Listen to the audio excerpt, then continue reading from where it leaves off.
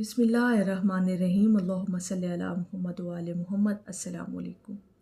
दरूद पाक का वजीफ़ा और इसकी तारीफ़। दरूद शरीफ वजीफ़ा for every success in your life, यानी दुनिया का कोई भी ऐसा जायज़ मकसद, कोई भी ऐसी ख्वाहिश जिसे आप हासिल करना चाहते हो, तो फिर दरूद पाक को बतौर वजीफ़ा अपनी ज़िंदगियों में शामिल करें। आज हम दरूद पाक का वजीफ़ा और इसकी तारीफ़ करेंगे कि दरूद पाक का वजीफ़ा कहा किसे जाता है। इंशाअल्लाह ताला आप लोगों का ईमान ताज़ा हो जाएगा। देखें, वो लोग जो अपने मसाइल को हल करने के लिए मुख्तलिफ़ किस्म के वज़ाइफ़ को पढ़ना शुरू करते हैं और वजीफ़ों को करना शुरू करते हैं, अगर वो अपनी ज़िंदगी के अंदर सिर्फ़ एक ही वजीफ़ा यानी दरूद पाक का ज़िक्र अगर शामिल कर लेते हैं, तो फिर उन्हें ज़िंदगी के अंदर कभी भी किसी और वजीफ़े की हाजत जो है वो बाकी नहीं रहेगी इंशाअल्लाह ताला। देखें, दरूद पाक का वजीफ़ा, इसे हाजत रवाई का वजीफ़ा कहा जाता है। जैसे मैंने पहले कहा कि कोई भी आपकी ऐसी हाजत हो, कोई भी ऐसी आपकी ख्वाहिश हो, कोई भी ऐसी मुराद आप हासिल करना चाहते हो, तो दरूद पाक को अपनी ज़िंदगी में शामिल करें। इंशाअल्लाह ताला आपकी हर हाजत रवाई के लिए दरूद पाक का वजीफ़ा काफ़ी हो जाएगा।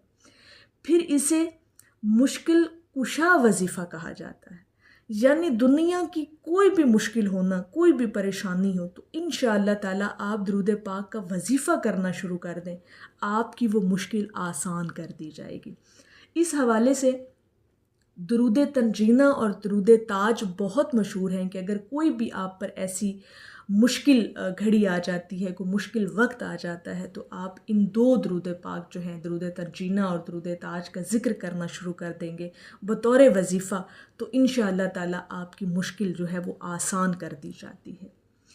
फिर इसे जायज़ हाजात और मुरादों की तकमील का वजीफ़ा कहते हैं। देखिए, आपकी कोई भी ऐसी जायज़ ख्वाहिश है ना जिसे आप हासिल करना चाहते हैं, तो फिर खामोशी से दरूद पाक का वजीफ़ा करना शुरू कर दें। इंशाअल्लाह ताला आपकी वो मुराद ज़रूर पूरी होगी, लेकिन इसके लिए आपका यकीन का पुख्ता होना बहुत ज़रूरी है अल्लाह की ज़ात पर। इंशाअल्लाह आप ज़रूर कामयाब होंगे। अगर वो आपके हक़ में बेहतर है ना जिसे आप हासिल करना चाह रहे हैं, तो वो आपको ज़रूर मिलेगी। ठीक है। फिर दरूद पाक का वजीफ़ा, इसे कुर्ब मुस्तफ़ा सल्लल्लाहु अलैहि वसल्लम के हसूल का वजीफ़ा भी कहा जाता है। क्या खूबसूरत ये बात है और क्या खूबसूरत तारीफ़ है कि अगर आप अपना ताल्लुक़, अपनी निस्बत हजूर अलैहिस्सलातु वस्सलाम के साथ मोहब्बत से जोड़ना चाहते हैं, तो फिर इसके हसूल के लिए भी दरूद पाक का वजीफ़ा जो है वो सबसे आला तरीन वजीफ़ा है।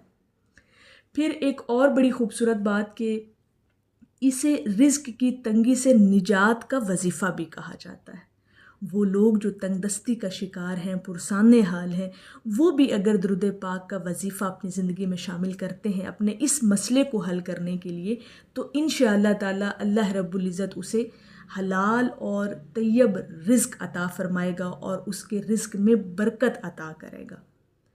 फिर इसे दरूद पाक का वजीफ़ा, इसे बख्शिश का वजीफ़ा भी कहा जाता है, क्योंकि जब आप दरूद पाक की कसरत करते हैं ना, तो आपके गुनाह जो हैं वो मिटते रहते हैं, आपके दर्जे बुलंद होते हैं, आप पर रहमतें बरसाई जाती हैं।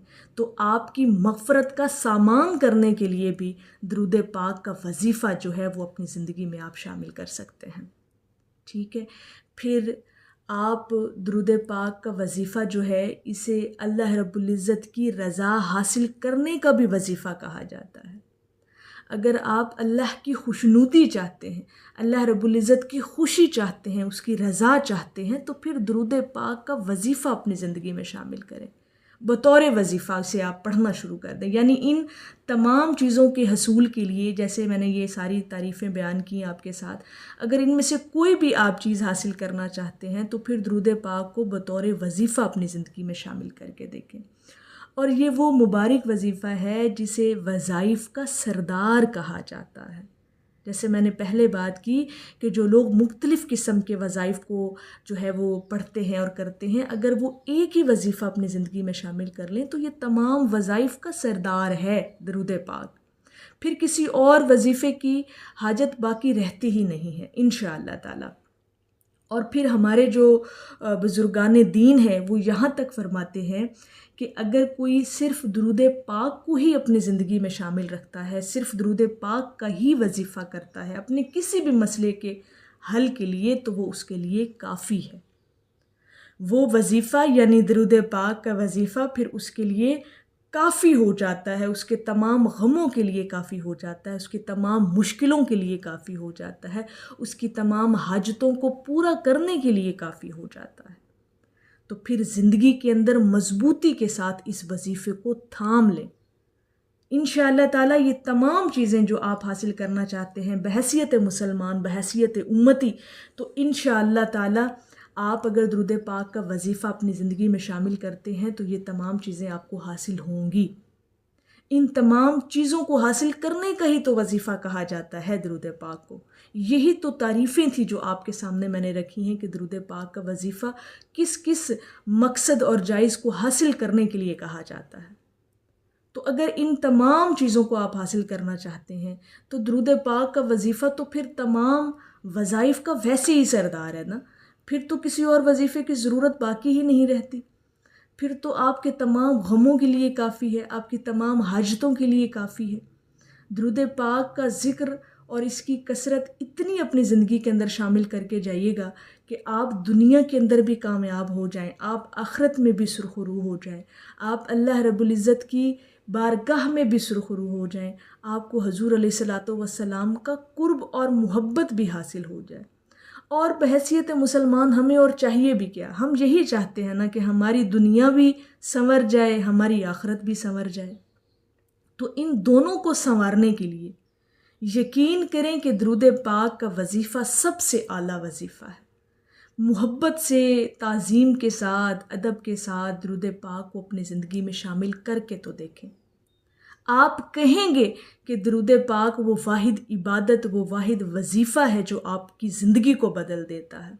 نہ صرف آپ کے معاملات زندگی کو بدلتا ہے بلکہ آپ کی شخصیت کو بھی بدل دیتا ہے۔ آپ کا ظاہر، آپ کا باطن، آپ کے معاملات زندگی بھی بدل جاتے ہیں۔ آپ پر زندگی کو سہل کر دیا جاتا ہے، آسان کر دیا جاتا ہے۔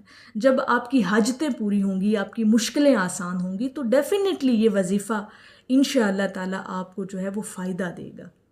تو اپنی زندگیوں میں درود پاک کو ہر حال میں شامل کریں، اور وہ لوگ جو وظیفے کرنا چاہتے ہیں وہ بطور وظیفہ پھر ایک ہی وظیفہ جو ہے اپنی زندگی کے اندر شامل کر لیں، وہ ہے درود پاک۔ میری اللہ رب العزت کی بارگاہ میں دعا ہے کہ اللہ پاک آپ کو اور مجھے ہر وقت اور ہر سانس کے ساتھ اپنے نبی علیہ الصلاۃ والسلام پر درود پاک پڑھنے کی توفیق عطا فرمائے، آمین یا رب العالمین۔ اور آخر میں ہے کہ یہ بھی فیض عشق ہے، ورنہ کہاں میں کہاں درود پاک۔ ایک دفعہ محبت سے پڑھ لیجئے، صلی اللہ علیہ حبیبہ محمد وآلہ وسلم۔